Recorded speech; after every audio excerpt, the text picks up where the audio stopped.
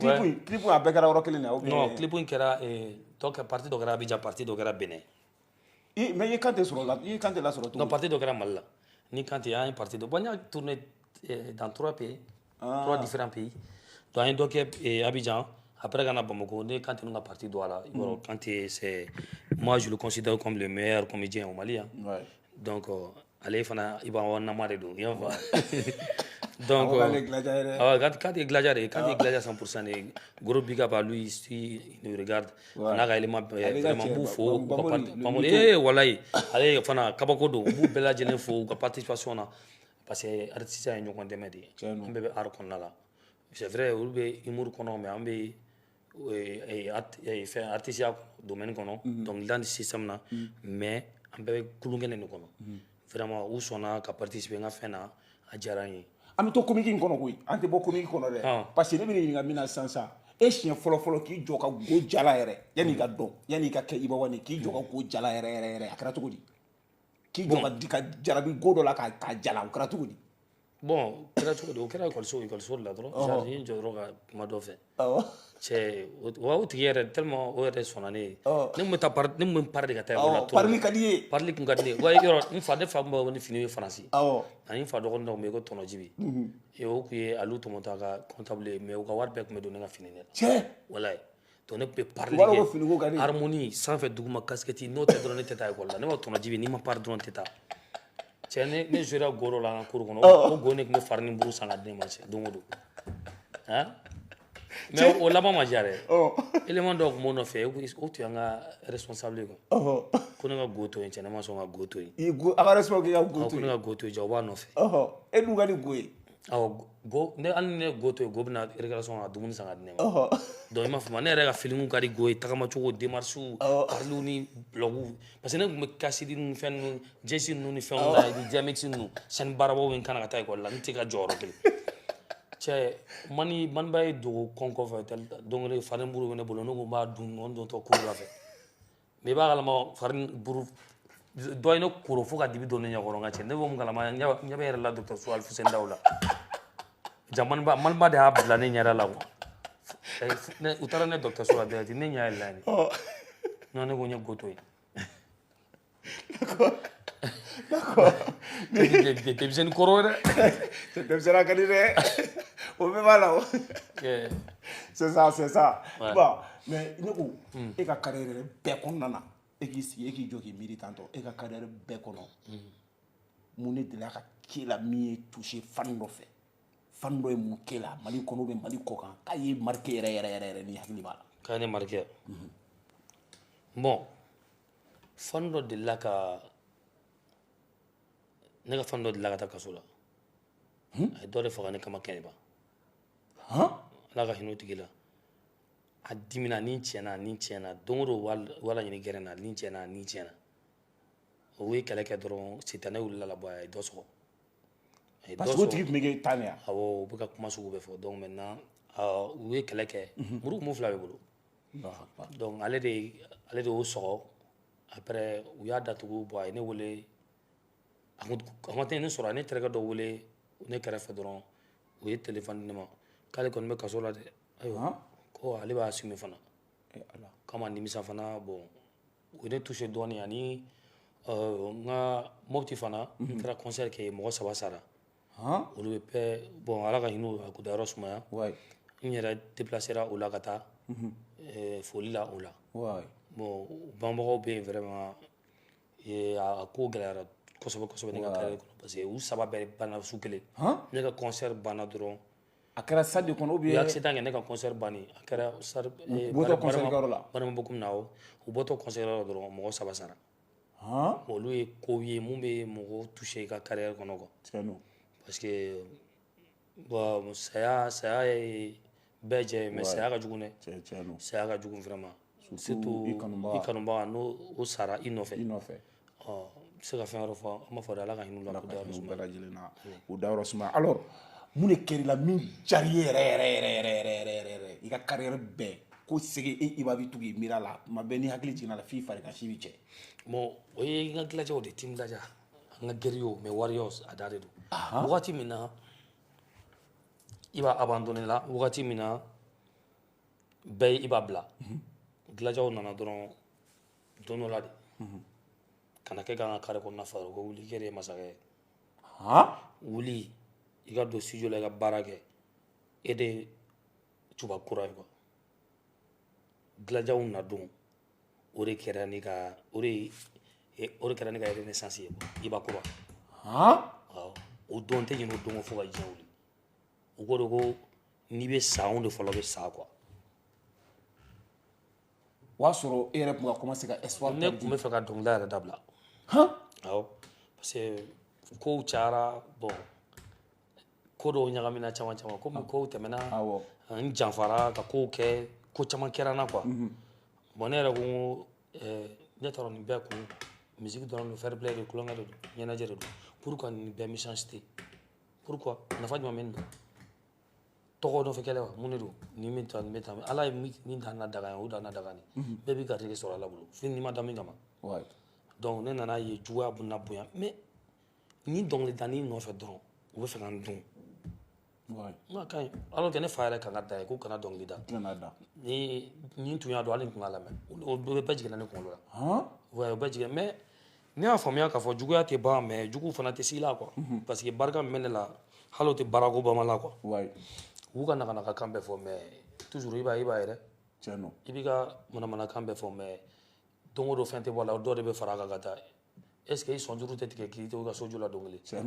n'i tɛ e fɛ karisa ka kɛ min ye n'a tɛmɛn'o kan don o don a bɛ ka tɛmɛ o kan e bɛ tɔɔrɔ de e bɛ kuma caman caman ni video kɛ ni manamanakan fɔ la i na sɛgɛn sa i na sɛgɛn o la n'i sɛgɛnna dɔrɔn i na baara kɛ ka taa karisa yɛrɛ ta ɲɔgɔn ɲini donc o de y'i touché kosɛbɛ o de ye n touché awɔ d'accord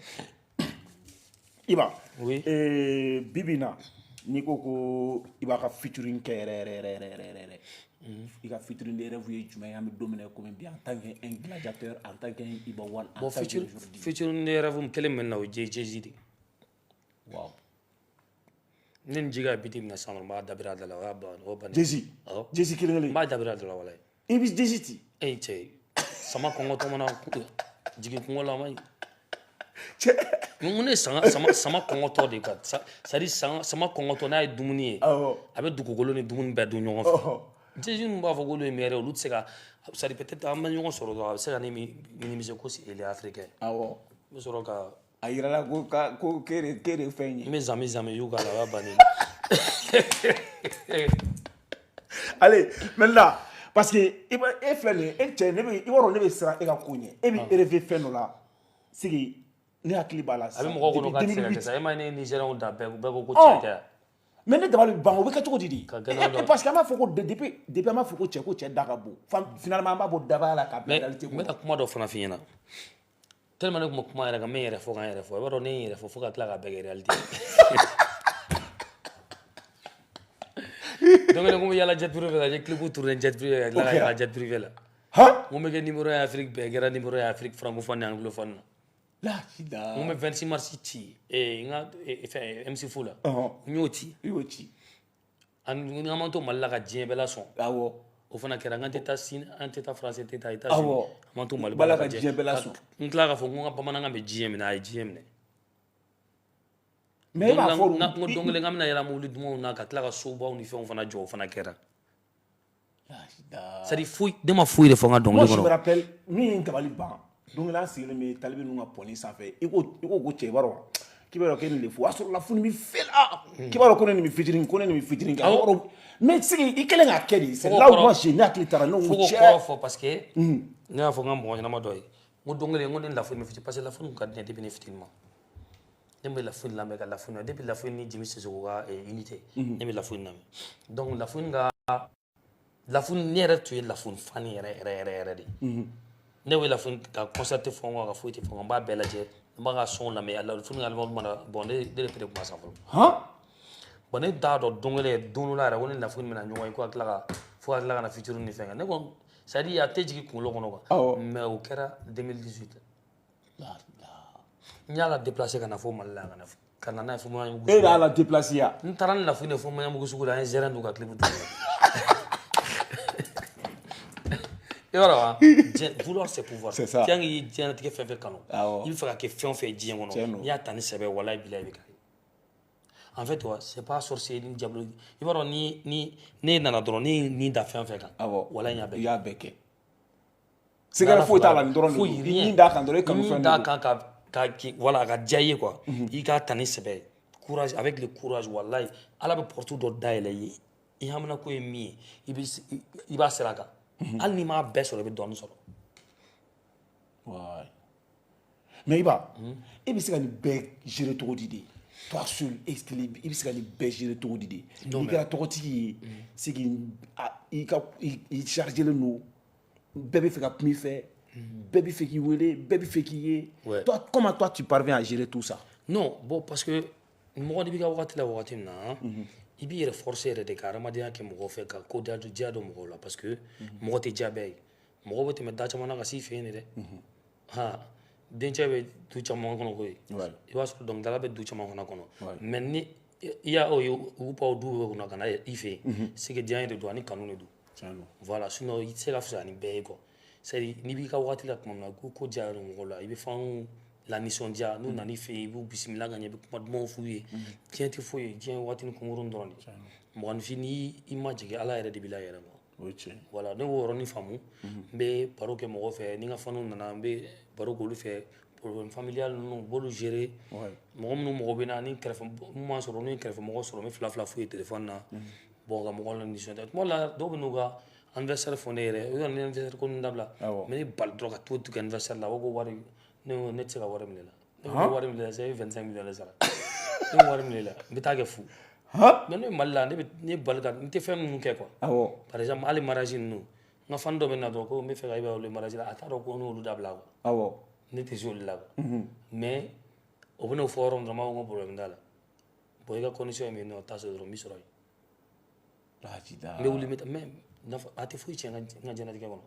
olu tɛ fosi ye quoi donc finalement a tigi dabali bɛ ban o tigi ka kanu tɔ bɛ bonya i ka fan club kɔnɔ c'est olu ka ɲi quoi socialement social bɛ an Mali de kɔnɔ an ye maliyɛn de avant tout quoi mana kɛ cogo cogo i ka social considéré c'est très important i b'a wagati a bɛ ka surunya kosɛbɛ parce que tiɲɛ yɛrɛ la an bɛ don min na komi bi i ka ko ti dɔn ka ban kosɛbɛ mais sisan ni i b'a ka ko ta k'a lajɛ mun la i b'a yɛrɛ classe ko jɔ pewu k'i ɲɛ bɔ classe ko ma k'i ɲɛsin baara yɔrɔ ma pourquoi i b'a classe jɔ bon n bɛna yɔrɔ dɔ fɔ n bɛ to ka n ka page duguma n ka fan dɔ bɛ to ka commentaire bila que est ce que i b'a yɛrɛ valeur dɔn n bɛna f'u ye ne bɛ n yɛrɛ valeur dɔn ka tɛmɛ olu kan bibi in na ne ɲɛ bɛ n yɛrɛ la niveau min na Mali tɛ tuguni quoi ne ɲɛ bɛ n yɛrɛ la international avec les Jay-Z les Eminem le Drake ani Meek Mill ninnu genre ani Pop Smoke ninnu bɛ ani Bobby Shmurda ninnu bɛ cogo niveau min na bi ani Young Nba ninnu ne n'olu bɛ catégorie kelen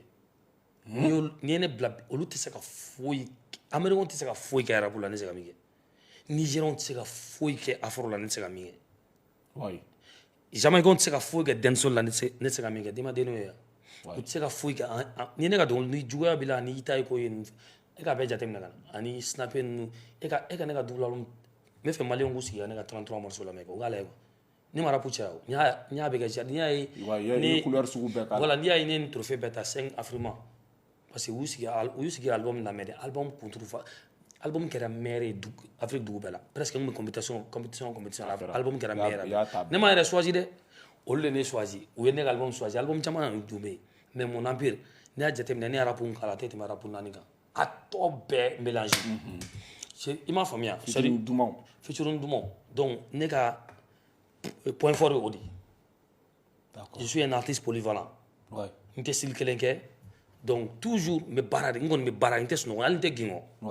ni ne bɛ concurrence la i tɛ sunɔgɔ dɛ i bɛ baara kɛ fo k'i kɔ juru tigɛ walayi parce que ne kelen de bɛ se ka dɔnkili bɔ kalo kalo n bɛ se ka clip kura bɔ kalo kalo n bɛ se ka sɔn hali album ba n bɛ se ka quadruple n'a ni jama album 4 bɔ k'a di maliyɛnw ma n bɛna 3 de bɔ mais n yɛrɛ na ni ye 3 bɔ walayi mɔgɔ mais i bɛ se k'o bɛɛ kɛ sɔrɔ classe t'a kɔnɔ mais foyi n tɛ classe kɛ mun na parce que n ɲɛ tɛ n yɛrɛ la classe kɔnɔ n ka bon classe ma o donc classe dɔw sans classe i b'a peut marcher donc ne bɛ se ka dɔnkili ne bɛ se ka urbaine kɛ n bɛ se ka rap commercial kɛ n bɛ se ka musique commercial kɛ fɛn fɛn de tɔgɔ ko musique hali n'i ye Mori Sumano ka terroir yabara fɔlɔw ta ka na n'u ye ne bɛ iti kɛ ayi potigo tomati potini ta i ka n'a sigi hali i ka tabali y'a gosi m'a da ni min f'i ye diɲɛ kɔnɔ hali n'i ye kusubara tɛ dɛ hali ni ye tɔrɔmali ta ka na patan fɔ ne bɛ dɔnkili la c'est-à-dire a tɛ yen quoi kuma ni yɔrɔ c'est-à-dire ne prévu de yirila dɔrɔn musique la ka c'est-à-dire o yɛrɛ ka bɔ yen n de bɛ album bɔ fila ni min ye cɛ o k'a kɛ mais mun de bɛ bila ni album fila mais n b'a fila bɔ k'a di parce que kelen tɛ n bɔ kelen tɛ n ka faniw bɔ dilancogo ka ca a ka ca trop mais e t'a dɔn k'i bɛ ka baara di mɔgɔ ma o la ayi mais ne baara di mɔgɔ bon 2022 kɔnɔna la n bɛ bɛɛ ayi ko k'i bɛna dɔwɛrɛ k'i bɛna bagi sujet di mɔgɔw ma rap la u b'a traiter quoi bɛɛ bila baara la bɛɛ bɛ baara kɛ n bɛ dɔ kɔjuru tigɛ walahi n'i yɛlɛma n bɛ flash fili n'i yɛlɛma n bɛ flash fili n bɛ fan bɛɛ kɛ dɔnkili ye n bɛ réseaux sociaux sanfɛla n b'a saturé n b'a kala trop wa n bɛ clip de bila ka na mun se t'u ye k'a kɛ quoi mais no an ka cɛ caman cɛri maɲi n'i kɛra dilanjɔ ye k'i bɛ kɛ nɛgɛkurun de mais Burna Boy ni Wizkid ninnu ni fɛn ninnu e bɛ ka maliyɛnw laɲinɛ o kɔ parce que an ɲɛ b'a la i bɛ ka taa trophée baw ta ka na n'u ye ani n bɛ ka style fana changer e ma deni o style n tɛ n ka style ye mais i tɛ nin kɛ kɔrɔlen mais mun bɛ k'i don nin na sa ayi n bɛ ka diɲɛ bɛ waati min na i b'o ko de kɛ wa n ka drill bɛ nalen quoi grand père son drill a clip de bɛ bɔ a clip direct de bɛ nalen cɛ i b'a drill mais ne ma drill kɛ n ko mon empire ye drill de ne ni Ariel fana ta tɛ drill dɛ ne ni Chris ta tɛ drill dɛ mais n bɛna n tulonkɛ drill la dɔrɔn ka yɛrɛ donc o kɔnɔna na i bɛ fɛ ka i bɛna est ce que an bɛ se ka featuring surprise wɛrɛw ye diɲɛ kɔnɔ parce que kuma bɛɛ de bɛ surprise featuring bon sisan ne ye son individuel bɔ ka album individuel bɔ o cayara sisan je crois que est-ce que an tɛna taa ni collaboration de ye n tɛna artiste fɔ mais n bɛna a labɛn parce que corona yɛrɛ chutera tuguni quoi mais ni ala y'o nɔgɔya n'a ye voyage daminɛ n bɛna artiste international caman ta u bolo minnu tɛ se ka kɛ n b'a bɛɛ kɛ quoi ouais bɛ Grammy ni ye Grammy ta dɔrɔn n bɛ sɔrɔ ka bye bye fɔ Maliyɛnw musique ma jɔ donc Grammy ko de b'i kunkolo kɔnɔ sisan awɔ n bɛ na n'a ye ni ala sɔnna ma n'a bɛ na Grammy n ko n b'a hali kelen tɛ n bɛ na n'a ye mais d'accord Iba ko wagati tɔ miniti sanga 7 mɔgɔ caman ye réclamation kɛ ko i ni Siri ka featuring k'a bɛ ka mun kɔnɔ k'an bɛ se k'an sigi ka makɔnɔ i b'a fɔ ye ko ne ko ne ni Siri kɛ dɔnkili caman dalen an ye album caman kɛ a caman barrière foyi t'an ni ɲɔgɔn cɛ ne bolo ni ala kisira ko min na a wala tigɛ n'ala sɔnna ma bon ko problème tɛ ni ala ko k'a bɛ kɛ don min na a bɛ kɛ wa problème fosi t'a la cɛw bɛ sɔn ka kɛ kabako dɛ bon ayiwa o tɛ den musique ni jim bila ye d'accord donc an bɛ wagati b'a fo de passage n'a bɛ ka lamɛn nin wagati na an b'a fo de passage Iba an bɛ don min na komi bi Mali kɔnɔna na an b'a ye Iba est très reconnaissant il est fidèle à ses gladiateurs et puis an b'a ye Iba mɔgɔ caman bɛ yen mɔgɔw b'a fɔ pourquoi Iba ti tugu waritigiw kɔ munna ni waritigiw ti ko kɛ pour que ka se ka a bɛ kɛ cogo min na kɔrɔlen pour que ka se ka dɔ fara kow kan bon Iba ti sɔn olu ko ninnu ma de bon mais Iba ka bon hadamaden jamais bon o côté ye min ye ni waritigiw ka di n'u ka di n'u ye dugu kɔnɔna na n b'u fo ni an bɛ n'i y'o yɔrɔbaw ni fɛnw na n'an ɲɔgɔn ye boîte ni fɛnw na n b'u fo komi n ka boîte la taga tɛ ten sariya ne ka taa n ka ye boîte la ni ne yɛrɛ ni kalo la sa fo san wɛrɛ o kalo ɲɔgɔnna ka tuguni tuma dɔ la mais a bɛ bali k'an ci kun na dɔrɔn n bɛ taa hali su in na a bɛ se ka kɛ yɛrɛ n bɛ pan ka taa boîte la wa ni annulé don dɔrɔn bon i bɛ taa k'i défoulé mais ni waritigiw ka di ne yɛrɛ bɛ taa waritigi dɔw fɛ yen ka t'u fo n bɛ taa waritigiw fɛ yen mais a man ca de ne c'est-à-dire k'a fɔ ko n ka vie de bilalen don a ma non non non ni waritigiw ka di waritigi dɔw bɛ taa an fɛ yen n bɛ t'u fɛ yen i y'a ye dɔw bɛ yen yɛrɛ olu tɔgɔ tɛ se ka fɔ mais dɔw bɛ yen bon n bɛ se k'olu tɔgɔ fɔ yan olu tɛ problème ye par exemple sisan Mamalɛ n ka mɔgɔ ɲɛnamaba de Mama la ne ma deli ka foyi kɛ ko diɲɛ kɔnɔ bi ko mama la m'an dɛmɛ n t'a wele téléphone na dɛ i b'a kalama ko cɛ ɲɔgɔn de tɛ yen i b'a dɔn ko a bɛ ne to sigilen de dɔrɔn ka sɔn bɛɛ ci ne ma dɔrɔn ko i ka nin bɛ yen i ma fɛn fɔ n ye yala n tɛ fɛ k'i tɔɔrɔ de sa non non non n y'a fɔ i k'o dabila k'i ka to k'a fɔ n ye a bɛ fɛn bila ka na d'i ma enveloppe bila ka na d'i ma n y'a fɔ a ye n m'a fɔ a ye a hakili bɛ na ala tɛ ɲinɛ n kɔ seconde kelen bon n fa fana bɛ yen tonton Adama Damis hali n voyage tɔ ka taa Benin sa a ye paquet di yan mais olu t'u yɛrɛ yira o olu ka sira foyi t'o la o fana n ye 50 millions di yan ka tɛmɛ non fɛn bɛɛ ni n donna fɛn o fɛn la diɲɛ kɔnɔ a bɛ n kɔfɛ tonton Adama Damis walayi fɛn bɛɛ mais an filɛ yɔrɔ min na sisan hali ni n ka mobili kunkolo y'a di ma a ye mobili kura di yan walayi mais comme olu tɛ n ka ko ye tuguni donc déjà an bɛ ka baaraw ni fɛnw de kɛ ka essayer an ka milieu kow ka musique valoriser toujours ka se ka fanga di Mali musique ma dɔrɔn a banna. Free Iba an kɔni ko a sera sa an ye caman fɔ hali n'a sɔrɔ an y'a ta camancɛ la an kɔni an sera ka caman fɔ fɛn min nisɔndiyara mɔgɔ caman yɛlɛla bi n b'a dɔn. An ka vie mais mun y'i bila double concert fana na. double concert. mais min ɲɔgɔn tɛ kɛ ne de b'o kɛ o sisan ni mɔgɔ bɛ aéroport pisi de la. olu tɛ koba ye quoi. mais sisan Iba jama tɛ kun ye o donc an y'a kɛ fila ye dɔrɔn pour que a bɛɛ ka se ka don. ka tila k'a fila bɛɛ fa. on était obligé ka concert kɛ 2 fois. mais ko tellement il jouera k'ale yɛrɛ tun tɛ fɛ ko mɔgɔ i ka public yɛrɛ ko ne ma ko tellement Iba jouera segi le tellement ne mun ka Zaroua dɔnkiliw da. awɔ ka dɔn kɛ k'i jouer ba kun don cɛ i jouer kun don dɛ. trop.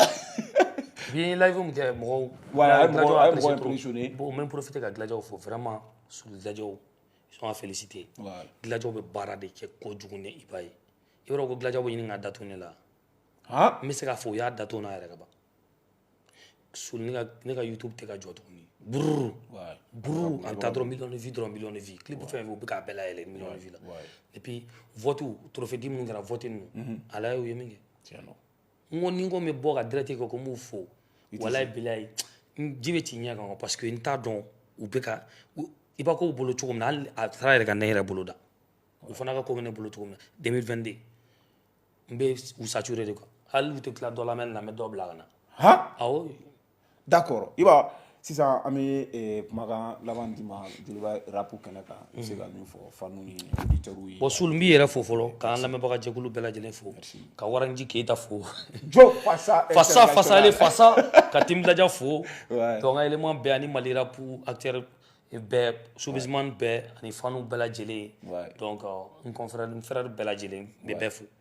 donc Allah ka barika don Mali rap la halisa. Merci Kankou Moussa, merci à tous les téléspectateurs, tous les followers. Si vous êtes à l'écoute de cette émission via notre application, on vous donne un big up également. C'était votre émission 100% jeune Joliba Rap avec Kankou Moussa et Iba One. Moi c'est Suleiman Traoré, on m'appelle toujours opérationnel. La complicité maison est assurée par le Coro Abouakar B. On va se donner rendez-vous le vendredi prochain, même fréquence d'ici là.